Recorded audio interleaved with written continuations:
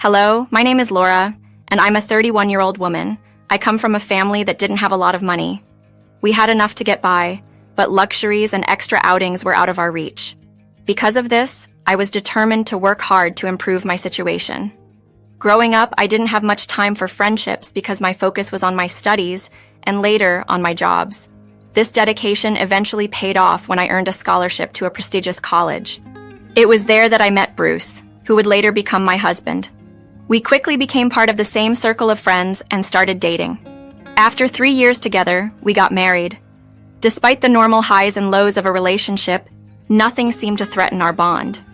Years of hard work led me to a well-paying job that allowed me to afford luxuries I never had before. However, because Bruce earned much less, I found myself covering most of our expenses, including more than just rent and utilities. Despite this imbalance, our love for each other kept us strong and we rarely argued. Our main disagreement, however, revolved around the dream of buying a house. Owning a home was my ultimate goal. It represented success and achievement for me. Bruce shared this dream, but our financial realities were quite different. Despite our discussions, it became clear we hadn't fully understood each other's financial situations. Bruce earned significantly less than I did and had a poor credit score due to late payments and overspending. Discovering the true state of Bruce's finances after we got married was a shock, especially since we had kept our finances separate before marriage. The realization of our differing financial situations brought tension into our relationship, challenging us in ways we hadn't anticipated. Despite the financial challenges Bruce brought into our marriage, my love for him was unwavering. I couldn't imagine leaving him over money issues. As his partner, I believed in sharing not just his joys but also his burdens. This commitment led me to shoulder both our living expenses and help him tackle his credit card debts. It took a year of diligent payments and financial management to improve his credit score, even slightly. However, this dedication meant I had no chance to save money, a fact that Bruce found hard to believe. Bruce, under the impression that we had a significant savings account, was shocked and upset when he discovered we didn't. His disbelief turned into a confrontation about our financial contributions. Despite earning less and contributing little to our expenses, he questioned how it was possible for us not to have savings. I explained the reality. His debts and minimal contributions were draining our finances, preventing us from saving. Bruce argued that he didn't mind living more simply, but I reminded him of his previous dissatisfaction with budget-friendly choices. An attempt to save money by switching to generic brands had led to a week of complaints from him, proving that frugality wasn't as acceptable to him as he claimed. The conversation shifted to the topic of buying a house. Bruce couldn't understand why. With the amount we spent on rent, we couldn't afford to buy a home. I tried to explain that it wasn't that simple, especially with his credit situation. I suggested that our focus should be on improving his credit score first, ensuring we could jointly afford and truly own a home in the future without financial strain. I reassured him that once our financial health was in a better state, we could begin looking for our dream home together. Bruce's persistent push to buy a house was exasperating. It felt like I had to explain financial basics to him as though he was a child, even though he was fully grown and should have understood these matters. Despite any attempts to save what little money was left over each month, we were nowhere close to affording the required down payment. Furthermore, the mortgage would have to be solely in my name, placing a heavy financial burden on me alone, a responsibility I wasn't eager to take on by myself. Bruce's subtle signs of disappointment were meant to remind me of his dissatisfaction, but I found it hard to sympathize with him. Given his financial mismanagement, I felt he should have been thankful that I stayed and supported him, rather than expressing ingratitude, which only served to irritate me further. Regularly, Bruce lamented being the only one among his friends without a home, branding it as a source of shame for someone his age. He employed every form of emotional manipulation he could think of to pressure me into buying a house, actions that left me feeling more repulsed than persuaded. I was baffled as to where he thought the money for such a purchase would come from. When Bruce saw his attempts were futile, he escalated the situation by involving his mother, Angela, hoping she could sway me. He conveniently arranged her visit while I was at work, catching me off guard upon my return. Angela's presence under these circumstances confused me. I was unaware of any significant struggle we were supposedly facing, according to Bruce. The conversation took an awkward turn when Angela mentioned the house buying issue, revealing Bruce had complained to her about it. Despite her intentions, the situation only highlighted Bruce's inability to handle our disagreements maturely. While Angela proudly stated she had raised her son to turn to her with his problems, I couldn't help but wish Bruce had approached our challenges as a partnership, rather than seeking external pressure to get his way. After a tense discussion with Angela, Bruce's mother, we reached a tentative understanding about our house-buying dilemma. Angela inquired if the resolution was to have Bruce wait another 4 to 8 years before owning a house, to which I confirmed, emphasizing that it was the practical timeline considering our financial situation. Angela questioned how I could seemingly deny Bruce like this, unaware of the full context I had shared with Bruce previously. I explained that without sufficient savings for a deposit, and considering Bruce's previously low credit scores, which I had worked hard to improve, taking on a mortgage would place an unfair financial burden solely on me. Angela challenged the notion of this burden, questioning my love for Bruce and suggesting that true love would overlook such practical concerns. While I reaffirmed my love for Bruce, I also stressed the importance of making decisions based on logic rather than emotion alone. Angela offered to lend us money for the deposit, but I declined, insisting that I wanted to purchase a house with our earnings. I mentioned that Bruce was welcome to accept her assistance if he chose, but it was not a route I was comfortable taking. Exhausted from the day's work and the heated discussion, I excused myself to unwind. As I retreated, I could hear Angela accusing me of selfishness for not immediately jumping at the opportunity to buy a house, but I was too drained to engage further. The repetition of explaining our financial reality to both Bruce and his mother had worn me thin. Deciding that enough energy had been spent on the matter for the day, I opted for a hot shower to relax and clear my head. Later, sitting in the tranquility of my bedroom, I reflected on the day's events. Bruce's decision to involve his mother in our private financial debate was upsetting. I've always believed that relationship issues should be resolved internally, without dragging in outside parties, a boundary Bruce knowingly crossed. His action, aimed at pressuring me into agreeing to buy a house, struck me as a desperate and disappointing strategy. This intrusion into our personal matters left me feeling frustrated and questioning the dynamics of our relationship. Bruce's aspiration to match his friend's homeownership status underscored his reluctance to strive for financial improvement. While his friends achieved their financial goals through dedication and hard work, Bruce remained content with his entry-level job since college, viewing any career advancement as too cumbersome. Despite my efforts to encourage him to seek better job opportunities, his comfort with the status quo made any change seem daunting. Angela, Bruce's mother, questioned my willingness to carry the financial load of a mortgage alone, implying that my love for Bruce should override any practical concerns. I chose not to share with her the deeper issue at hand, Bruce's financial irresponsibility. His habit of squandering his salary on trivial items posed a significant risk to our financial stability. If we were to commit to a mortgage, Bruce's contribution would be crucial to avoid compromising our basic living standards. His lack of motivation to improve his job situation made me wonder about his commitment to our future together. The suggestion that I was at fault for not wanting to shoulder this responsibility alone felt unjust. Explaining this to them seemed futile, as I anticipated they would twist my words against me. That evening, Bruce informed me via text that he would be staying with Angela, expressing an expectation for an apology from me to both of them.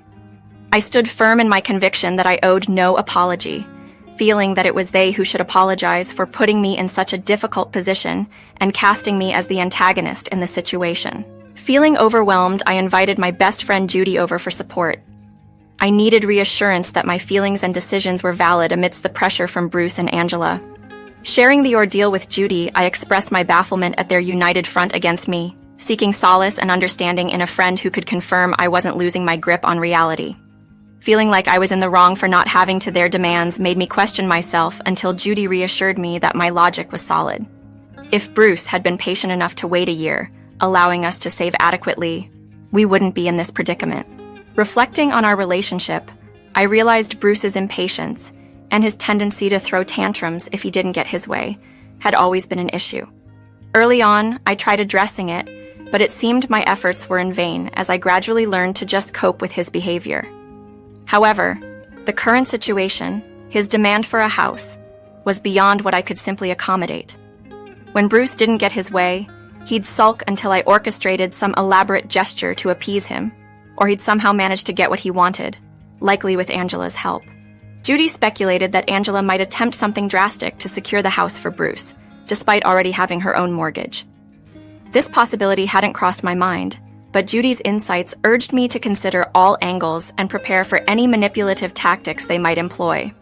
With Bruce not returning home the following day, Judy and I took proactive steps by purchasing hidden cameras to install around our home. This decision weighed heavily on me, as I was conflicted about the lack of consent from Bruce. Yet, Judy framed it as a precaution to protect myself from potential scheming. Remembering Angela's aggressive tactics at our wedding over a minor catering mishap solidified my resolve. Her willingness to go to extremes for her advantage made me wary of what she might do to ensure Bruce got his house. As Bruce returned home the next day, I had already taken measures to safeguard myself, albeit with mixed feelings about the necessity of such surveillance in our home. This precaution, prompted by Judy's advice and my own experiences with Angela's aggressiveness, was a somber reminder of the complexities and challenges in navigating my relationship with Bruce and his mother. When Bruce returned, he chose not to speak to me, and I felt no compulsion to break the silence first. This standoff continued for several days, with Bruce opting to sleep in the guest room and avoiding me entirely. However, I couldn't help but notice an uptick in Angela's visits. At first, it was just frequent phone calls between Bruce and his mother that caught my attention. Trying to glean some insight, I checked the camera footage but found that their phone conversations were mostly one-sided, with Bruce listening to Angela. The situation escalated when Angela started visiting in person. They would seclude themselves in the guest bedroom for hours, speaking in low tones.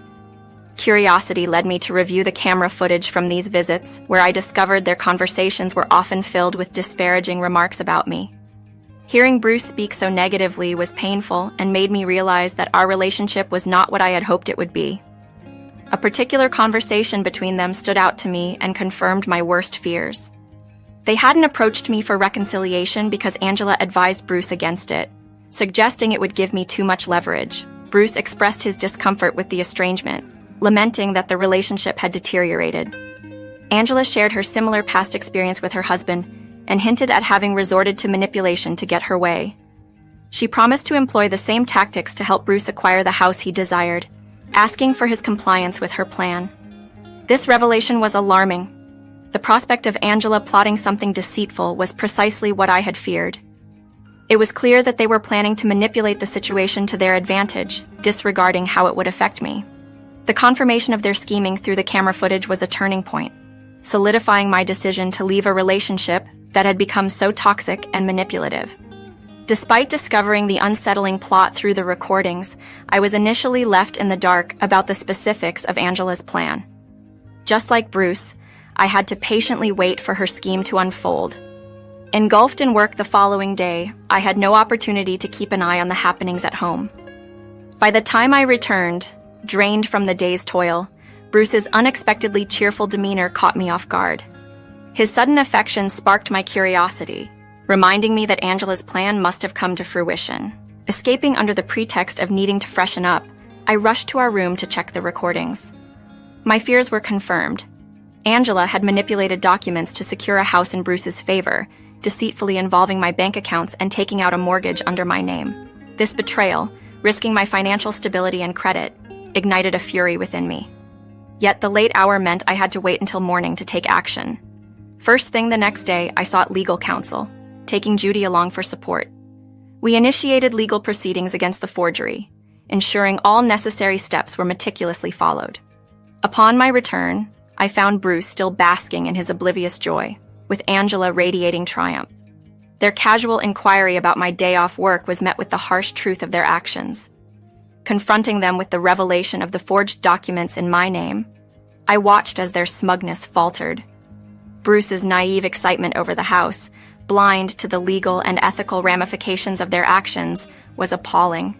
When I challenged the morality of their choices, Bruce deflected, framing his desires for a better life as justification for their deceit. Their attempts to dismiss the gravity of their actions only deepened my resolve. The realization that Bruce valued material possessions over honesty and integrity marked a turning point. Their disregard for the consequences of their scheme, and Bruce's accusation of my having a fragile ego for objecting to their criminal actions, underscored the deep flaws in our relationship and Bruce's character. This incident crystallized the necessity of reevaluating our future together, with legal and personal boundaries firmly in place. Indeed, I did accuse them of a crime, because that's precisely what they had committed. Bruce's vague aspirations for a better life fell flat as a defense. Such motives hardly sway legal judgment. Their confidence in my lack of evidence vanished when I revealed the recorded conversation on my phone, displaying their panic-stricken faces as they realized the gravity of their actions. I informed them that legal actions were already in motion, advising them to seek legal representation promptly. With my essentials packed, I sought refuge at Judy's, stepping into a whirlwind of court appearances and legal battles. In court, Bruce and Angela attempted to paint me as the antagonist, yet no amount of vilification could excuse their act of forgery. Bruce's defense that he was coerced by Angela crumbled without evidence of any threat from her. Given Angela's history with forgery, she received an 8-year sentence, while Bruce faced 3 years. The reality of being entangled with criminals was unsettling, yet it propelled me to take measures to rectify my financial standing, successfully removing the fraudulent loan and restoring my credit score.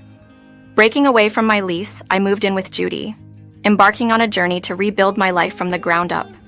The subsequent months were a period of adjustment, marked by the dual process of healing from betrayal and navigating the aftermath of a tumultuous relationship. The divorce proceedings severed the final ties to a profoundly toxic relationship, offering a fresh start.